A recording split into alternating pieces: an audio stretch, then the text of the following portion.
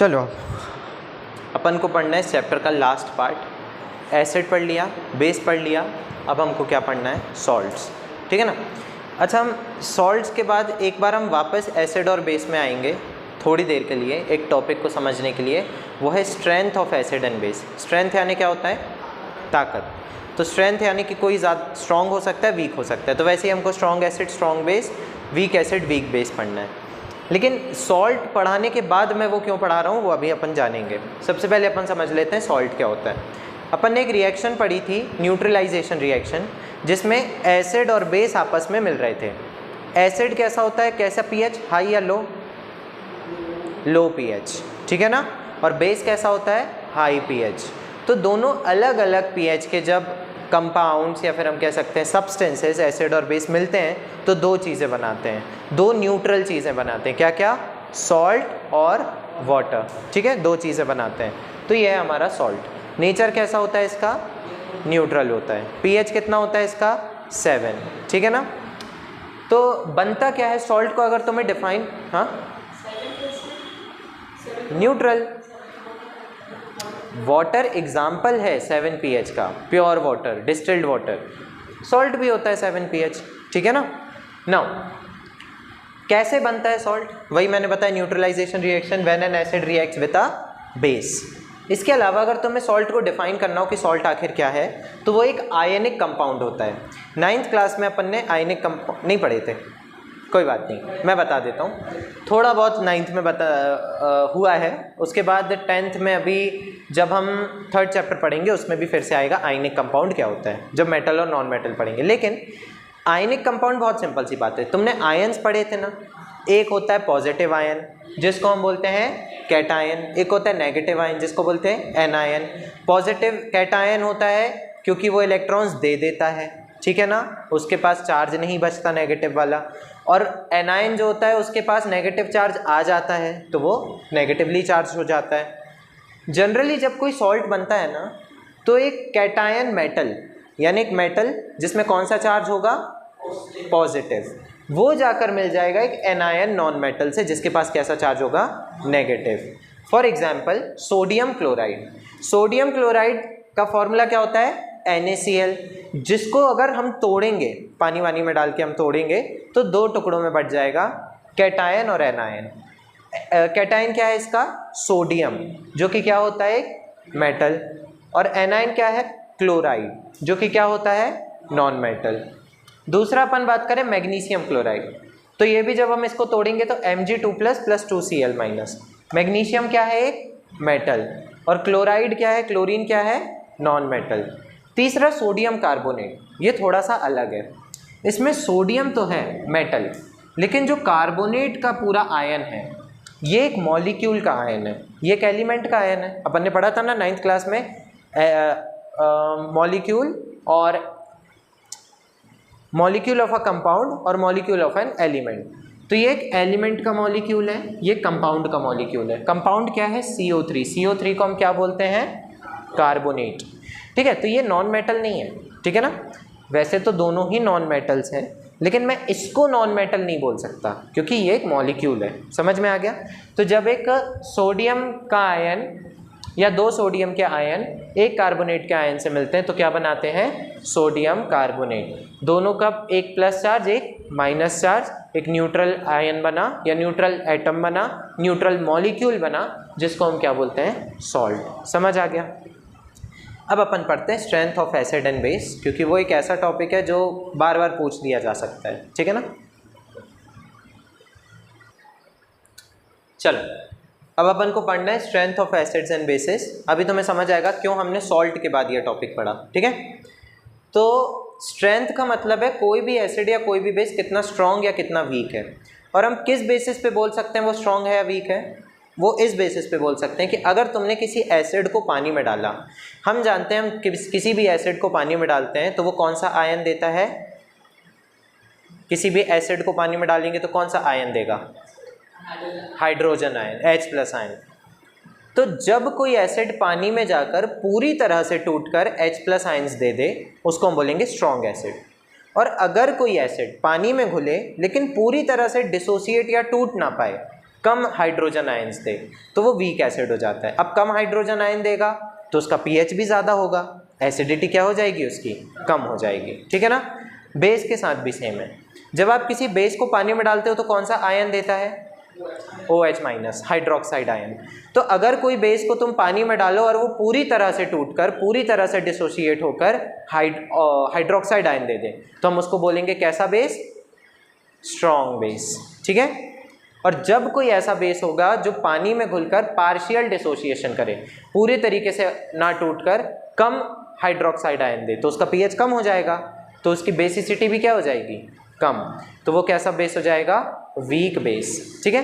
तो सेम यहाँ पर है, स्ट्रॉन्ग एसिड्स क्या होते हैं, completely dissociate into ions and water, पूरी तरीके से आयंस में टूट जाते हैं। मेन कौन सा आयन होता है, हाइड्रोजन आयन, ठीक है। जैसे HCl, H प्लस और Cl minus, H2SO4, 2H plus plus SO4 2 minus, HNO3 nitric acid. इसके अलावा 4 और एसिड्स होते हैं, HBr hydrogen bromide, HI hydrogen iodide, HClO3 इसको बोलते हैं क्लोरिक एसिड, ठीक है ना, क्लोरीन है क्योंकि, और HClO4 इसको बोलते हैं पर क्लोरिक एसिड। समझ आ गया। केवल इन 7 एसिड्स के अलावा कोई स्ट्रॉन्ग एसिड नहीं होता इस दुनिया में, केवल ये 7 एसिड होते हैं, ठीक है, 3 ये 4 ये ही स्ट्रॉन्ग एसिड्स हैं क्योंकि ये पानी में जाकर पूरी तरीके से टूटकर हाइड्रोजन आयंस देते हैं। क्लियर हो गया। इसके अलावा जितने भी एसिड्स हैं, चाहे वो ऑर्गेनिक एसिड ही क्यों ना, ऑर्गेनिक एसिड यानी कि जो लिविंग ऑर्गेनिज्म से मिलते हैं, जैसे citric acid, tartaric acid, oxalic acid, fumaric acid, ये सारे भी वीक एसिड्स ही होते हैं। समझ आ गया। इसलिए तो हम उनको खा पाते हैं आसानी से। सिट्रिक एसिड नहीं खा पाते, खा पाते हैं, नींबू खा लेते हैं ना अपन, ठीक है ना। इसके अलावा जो एसिटिक एसिड होता है, ठीक है ना, सिरका, वो भी हम खा सकते हैं। ऑब्वियसली चीज़ों में डाल के खा सकते हैं या पानी में ला के खा सकते हैं, लेकिन उतना ज़्यादा हार्मफुल नहीं है जितने ये हार्मफुल है, ठीक है। Next, weak acids. कैसे एसिड होंगे, जो कंप्लीटली क्या नहीं होंगे, डिसोशिएट नहीं होंगे आयंस में, यानी हाइड्रोजन आयन कम देंगे, जैसे कि एसिटिक एसिड, ठीक है ना, ये एसिटिक एसिड है CH3COOH। जब ये टूटता है तो CH3COO माइनस में और H प्लस में टूटता है, इसका ये हाइड्रोजन बाहर निकलता है। सवाल आता है कि ये वाला हाइड्रोजन क्यों बाहर नहीं निकलता, क्योंकि ये हाइड्रोजन किससे जुड़ा हुआ है तेजी से, कार्बन से बहुत अच्छे से जुड़ा हुआ है, तो ये नहीं टूटेगा आसानी से। देखो, स्ट्रांगली बॉन्डेड विद कार्बन, और ये जुड़ा है किससे, ये वाला हाइड्रोजन ऑक्सीजन से, तो ऑक्सीजन और इसके बीच में बहुत स्ट्रॉन्ग बॉन्ड नहीं होता। समझ आ गया। ऑक्सीजन और हाइड्रोजन के बीच में स्ट्रॉन्ग बॉन्ड नहीं होता, इसलिए जैसे ही टूटने की बारी आती तो यहाँ से ना टूट के यहाँ से टूट जाता है। समझ आ गया। तो हाइड्रोजन बाहर निकल जाता है, तो ये एक एसिटिक आयन बनता है और ये हाइड्रोजन आयन बनता है, लेकिन उतना हाइड्रोजन आयन नहीं बन पाता, इसलिए कौन सी कैटेगरी में आ जाता है, वीक एसिड्स। और ये और इसके जैसे बहुत सारे एसिड्स वीक एसिड होते हैं, केवल ये 7 कैसे एसिड होते हैं, strong acids. Now strong bases की बात करें, सेम वही है, अगर वो टूट कर पूरे तरीके से डिसोशिएट होकर हाइड्रोक्साइड आयन दे देता है तो स्ट्रॉन्ग बेस है। जैसे कि सोडियम हाइड्रोक्साइड किस किस में टूटेगा, सोडियम और हाइड्रोक्साइड OH माइनस में, पोटेशियम हाइड्रोक्साइड, पोटेशियम और हाइड्रोक्साइड, कैल्शियम हाइड्रोक्साइड और मैग्नीशियम हाइड्रोक्साइड। लेकिन इनमें एक अंतर है, मैंने तुम लोगों को बेसिस और एल्कलाई के बारे में बताया था। बेसिस तो पता है हमको, जो OH आयन देते हैं, लेकिन एल्कलाई कौन होते हैं, जो पानी में क्या हो जाए, पूरी तरीके से डिसॉल्व हो जाए, घुल जाए अच्छे से। समझ आया। तो ये 2 एसिड्स ऐसे हैं, दो ये बेसिस ऐसे हैं कि स्ट्रॉन्ग बेस भी हैं और स्ट्रॉन्ग एल्कलाई भी हैं, यानी पूरे तरीके से पानी में घुल भी जाएंगे। लेकिन ये ऐसे स्ट्रॉन्ग बेस हैं जो पूरे तरीके से टूट तो जाएगा, ध्यान से सुनना क्या कह रहा हूँ, पूरे तरीके से टूटकर हाइड्रोक्साइड आयन तो दे देगा, लेकिन पानी में घुल नहीं पाएगा पूरी तरीके से। समझ आ गया। चूने को तुमने पानी में डाला तो क्या बिल्कुल क्लियर हो जाता है, नहीं हो पाता, साफ नहीं हो पाता, वाइट कलर का हो जाता है, क्योंकि वो स्ट्रॉन्ग बेस तो है लेकिन क्या नहीं है, स्ट्रॉन्ग एल्कलाई नहीं है। कैसा एल्कलाई है, वीक एल्कलाई, यानी पानी में नहीं घुलेगा, टूट तो जाएगा हाइड्रोक्साइड आयन में लेकिन पानी में नहीं घुलेगा। अगले आते हैं वीक बेसिस, ये पानी में टूटेंगे ही नहीं ठीक से। समझ आ गया। पानी में टूटेंगे नहीं, हाइड्रोक्साइड आयन भी कम बनेंगे, ठीक है ना, कम बनने की बात हो रही है, ये नहीं कह रहा बिल्कुल नहीं बनते, कम बनने की बात हो रही है। तो यह है NH4OH, नाम बताओ इसका, NH4 क्या होता है?